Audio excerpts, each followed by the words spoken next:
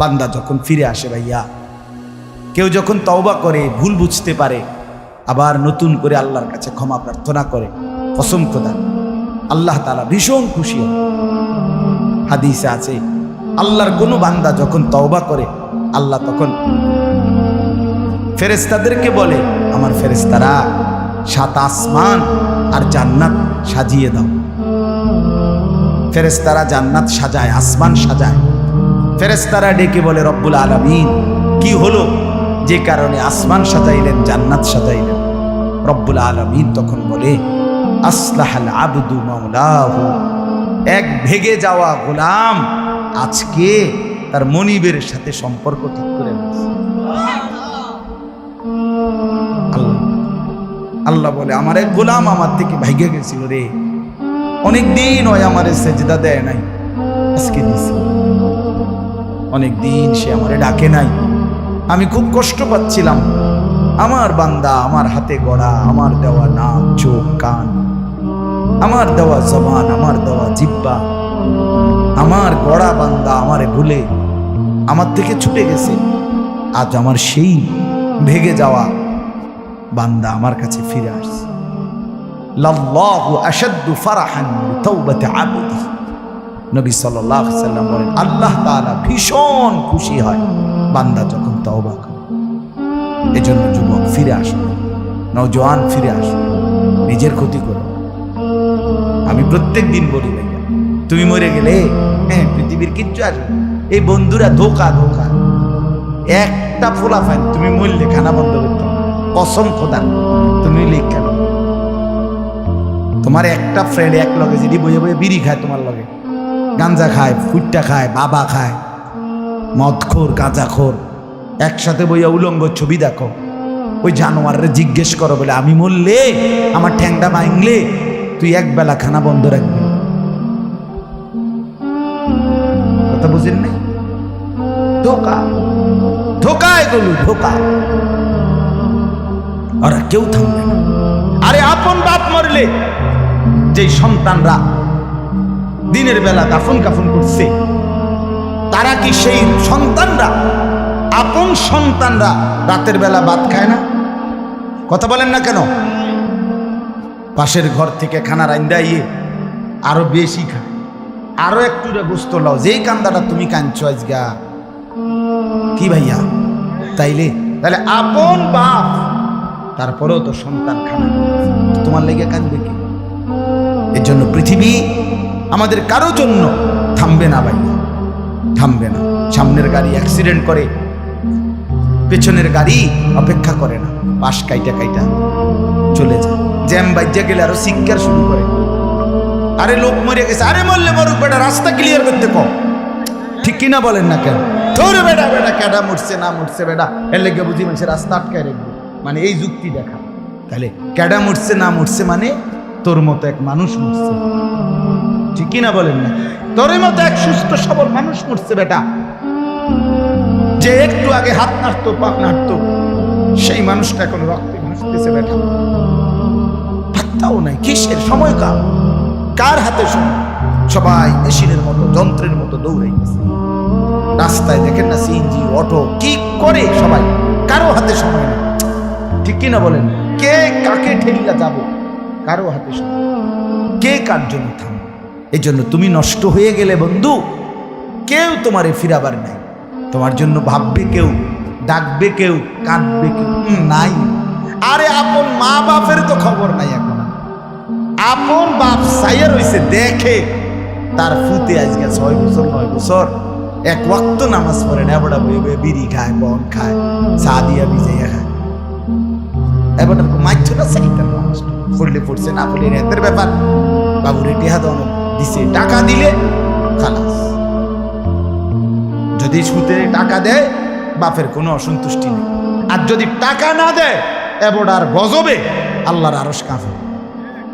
ফুতের উপরে লানত দিতে দিতে, অভিশাপ দিতে দিতে শেষ। কারণ টাকা দেয় না, টাকা দেয় না, পুরা গ্রাম হাইটা হাইটা তখন মানুষের কাছে বদনাম। এই ফোলাগারে মানুষ করছি আমি, এই ফোলার লাগিয়া জীবন যৌবন শেষ করছি, 12 লাখ টাকা সুদে লইয়া তারে আমি নিজে বিদেশ পাঠাইছি। কত বড় নিয়ামতের কথা। বেশরম মানুষ সুদে টাকা লই আবার মানুষের দ্বারে কও এত বড় হারাম কইরে আবার কইতেছ, হ্যাঁ 12 লাখ টাকা দিয়ে ফোলা বিদেশ ফাড়াইছি আমি, কিস্তি লইছি আমি, সুদে লইছি আমি, আর অন ফোলা গাও একটা টাকা দেয় না। তার মানে সম্পর্কটা হয়ে গেছে এখন টাকা পয়সার ভিত্তি। আখিরাত কোথায়? আখিরাত কোথায়? আমার মা বলছিলেন, আজীবন আমার আব্বা বলতেন, আলহামদুলিল্লাহ আমার আব্বা, আমরা 5 ভাই মাদ্রাসায় পড়ছি, 5 ভাই আলেম হয়েছি। আব্বা আজীবন বলতেন, আমার স্বপ্ন আমার ছেলেরা 5 জন আলেম হবে, আমার কবরের পাশে চারদিকে আমার ছেলেরাই দাঁড়াবে। এই বছর আমরা ঈদের 2 দিন পরে বাবার কবরের সামনে মসজিদে গ্রামে মাহফিল করছি। আমি বয়ান করছি, আমার বড় ভাই বয়ান করছে, আমার ছোট ভাই বয়ান করছে, আমার আব্বার আমরা 5 ভাই 3 বোন, আমাদের ছেলে মেয়ে মিলে আর আমার মা বাইচা আছে, আমরা মোট 45 জন। আমার বাবার মা সহ, মা ছাড়া 44 জন, মা একজন 45, একের গুণা 45 আলহামদুলিল্লাহ। একেবারে 45 জনের ছোট বাচ্চাটাও, একবারে 2.5 বছরের বাচ্চাটাও আলহামদুলিল্লাহ আল্লাহর নাম বলতে পারে। 2.5 বছরের মেয়েটাও ওই মজলিসে গেছে, আমাদের সবচেয়ে ছোট, সেও মাথায় হিজাব ছিল, আল্লাহর নাম বলছে। দাদা ভাইয়ের কবরে দাঁড়াইছে, নানার কবরে দাঁড়াইছে। এই জন্য বললাম মা বাপদেরকে অনুরোধ করি সন্তানের প্রতি কদর করি, সবাই মিলে ফিকির করে দেখেন, আয়াতের তর্জমাটা শুনে, তাইলে কথা শেষ। আল্লাহ তাআলা বলেন 25 নম্বর পারা কোরআন কারীমের 43 নম্বর সূরা, সূরাটার এই সূরার 7টা আয়াত, ব্যাখ্যা লাগবে না, শুধু তর্জমা শুনে তাইলেই বুঝবেন। আল্লাহ বলেন 74 নম্বর আয়াত থেকে পড়ছি, ইন্নাল মুজরিমিনা ফি আযাবি জাহান্নামা খালিদুন। আল্লাহ তাআলা বলে নিশ্চয়ই পাপীরা জাহান্নামের আযাবে চিরস্থায়ী থাকবে। ইন্নাল মুজরিমিনা ফি আযাবি জাহান্নামা খালিদুন, নিশ্চয়ই পাপীরা জাহান্নামের আযাবে চিরস্থায়ী থাকবে। কতদিন? এবার আল্লাহ আবার ব্যাখ্যা করে বলে, বান্দা বুঝেছো? লা ইউফাত্তারু আনহুম, 1 সেকেন্ডের জন্য বিরতি দেওয়া হবে না। জাহান্নামী চিৎকার করে বলবে, মাওলা আমারে মৃত্যু দিয়ে দেন। আল্লাহ বলবে না। জাহান্নামী বলবে, আল্লাহ একটু সময়ের বিরতি দেন, 10টা মিনিটের বিরতি দেন মাওলা। 24 ঘন্টার আগুন, আমারে 10টা মিনিট একটু আলগা থাকতে দেন, আমি যে আর পারছি না মাওলা, এতটা ভীষণ আযাব আমি যে আর সইতে পারছি না মাওলা, আর পারছি না। লা ইউফাত্তারু আনহুম, আল্লাহ বলেন 1 সেকেন্ডের জন্য জাহান্নামের আযাব, আগুন বিরতি দেয়া হবে না। ফাতরা মানে কি নাই, অহুম ফীহি মুবলিসুন। এরপরে আল্লাহ বলেন জাহান্নামী এই দীর্ঘ 24 ঘন্টা অনন্তকাল আযাবের মধ্যে থাকবে। কেমনে থাকবে? মুবলিসুন, বিষণ্ণ হয়ে, উদাস মনে।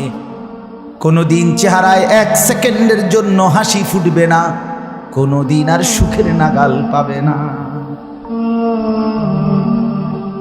আজ তো বন্ধু রাত কেটে ভোর হয়, ভোর গিয়ে রাত হয়, অন্ধকার আলো হয়, আলো অন্ধকার হয়।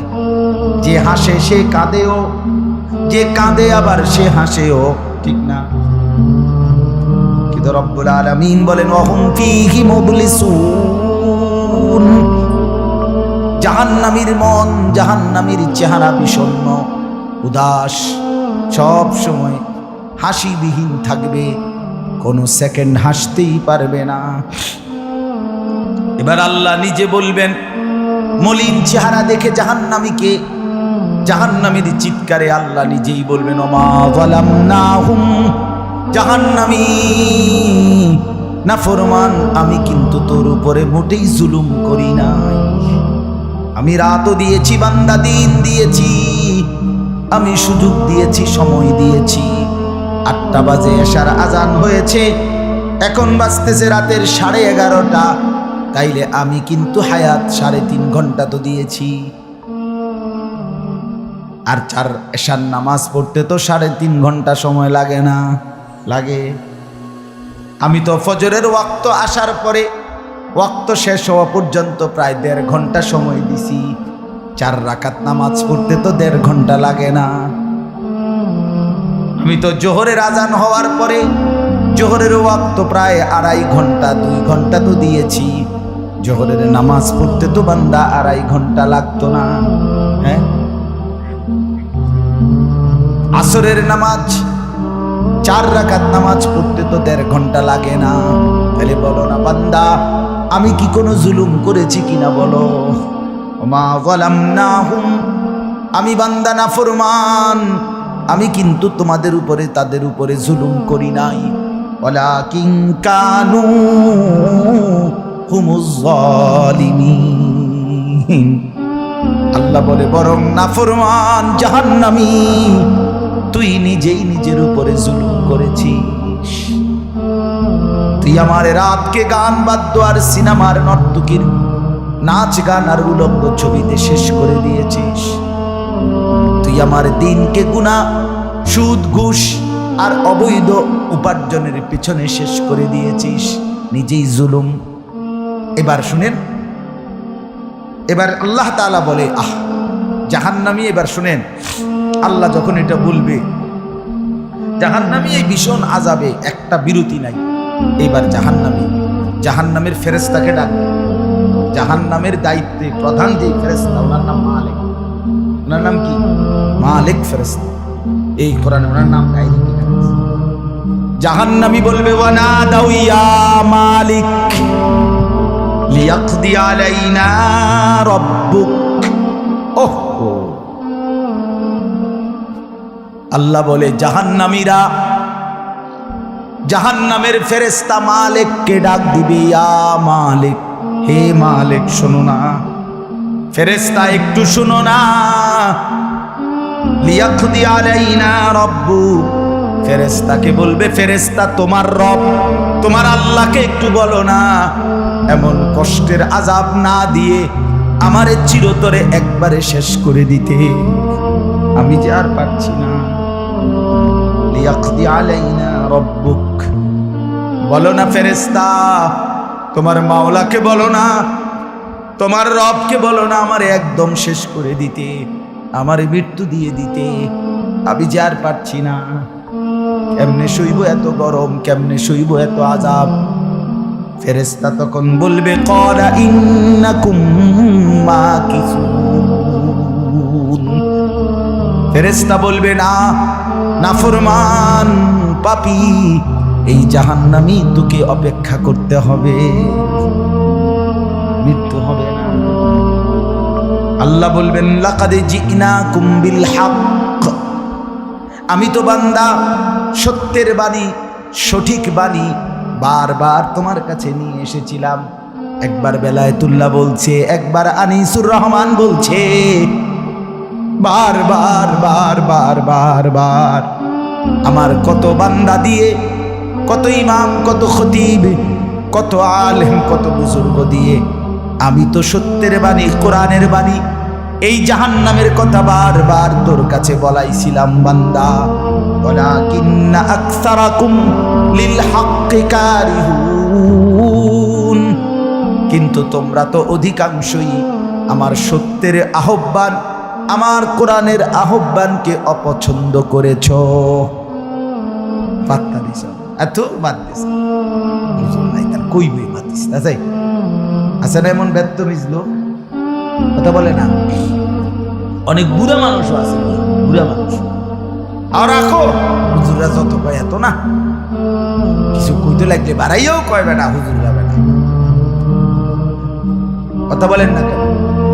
আরে রাখ, আল্লাহ ভরসা রাখি, আল্লাহ ভরসা কিতা, আল্লাহ ভরসা কিতা মানে আল্লাহ কি, আল্লাহ কি হিসেবে ভরসা আমি এটা বুঝে যাবো। আল্লাহ বলছে বান্দা তুমি বিড়ি খাইতে থাকো আমি ভরসা। হ্যাঁ এমনি আল্লাহ বলছে নাকি?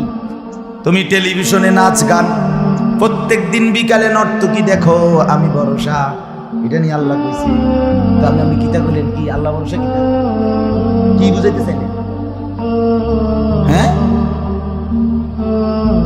আল্লাহ ভরসা মানে কি? মানে আপনি গুনার উপরে মৃত্যু পর্যন্ত টিকে থাকবেন আর আল্লাহ ভরসা, এটাই না? নবী সাল্লাল্লাহু আলাইহি সাল্লাম সুপারিশ করবেন মানে কি? নবীজি সুপারিশ করবেন এই কথার অর্থ কি? এই কথার অর্থ এই যে উম্মত তুমি বিড়ি সিগারেট মদ জুয়া চুরি ডাকাতি জিনা ব্যভিচার নাচ গান সুদ ঘুষ তোমার যে দুর্শল্যে কুলায় মৃত্যু পর্যন্ত শেষ মুহূর্ত পর্যন্ত তুমি করতে থাকো, আমি সুপারিশ করে করে তোমার বেহেশতে দিন, এই তো অর্থ না? তো কি তা আপনি বলেন আমারে কি আসলে কি? মুসলমান খুব বেশি খামখেয়ালি, খুব বেশি খামখেয়ালি। এবার দেখেন একটা শক্ত কথা আল্লাহ বলছে, আম আবরামু আমরান ফাইন্না মুবরিমুন। আল্লাহ বলে জালেমরা পাপীরা তোরা আমার আযাব থেকে বাঁচবার কোনো ব্যবস্থা করেছো কিনা তোমরা ঠিক করো। ফাইন্না মুবরিমুন, আমি তোমাগরে কেমনে ধরবো শাস্তি দেব কি কি এগুলো আমি আল্লাহ আমার গুলো ঠিক করে ফেলেছি। যে আম আবরামু আমরান, তারা কি কোনো ব্যবস্থা করেছে কিনা জিজ্ঞেস করেন। ফাইন্না মুবরিমুন, আমার ব্যবস্থা আমি করে বুঝেন নাই কথাটা?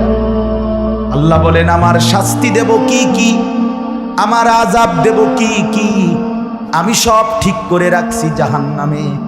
তুমি বান্দা বাঁচবা কেমনে তোমারটা তুমি ঠিক করছো কিনা বলো। এবার শেষ আয়াত, আম ইয়াহসাবুনা আন্না লা নাসমাউ সিররাহুম ওয়া নাজওয়াহুম। আল্লাহ বলে নাফরমান পাপীরা জালেমরা দুশমনরা মনে করে আমি তাদের গোপন কথা অন্ধকারের গোপন পরামর্শ একেবারে চুপচাপ নিরিবিলি কথাগুলো আমি শুনতে পাই না। কারণ ইয়ারফোন লাগাই রাখছে না, কানের মধ্যে দুইটা বল্টু লাগাইলে তার আল্লাহ শুনে না, কথা কয় না। হ্যাঁ আল্লাহ জিজ্ঞেস করছে তুমি এই ভাবছো না তুমি যে কানের মধ্যে গান শুনবার টাইমে ইয়ারফোনের বল্টু লাগাইয়া রাখো, তুমি মনে করছো না ফরমান মাইনসে না শুনে না, তো মাইনসে যখন শুনে না আমিও শুনি না নাকি? জবাব দেন ওই যুবক, বলো না মিয়া। মাটির নিচে কিংবা অন্ধকারে অথবা একাকী কোনো গোপন জায়গায় তুমি যেই অসভ্যতা করছো, যেই ভিন নারীর সাথে কথা বলছো, বন্ধুদের অসভ্য আড্ডা দিচ্ছ, তুমি মনে করছো গ্রামের কেউ দেখে না, গ্রামের কেউ জানে না। আল্লাহ বলে তাহলে তুমি কি এই ভেবেছ যে আমি আল্লাহও জানি না?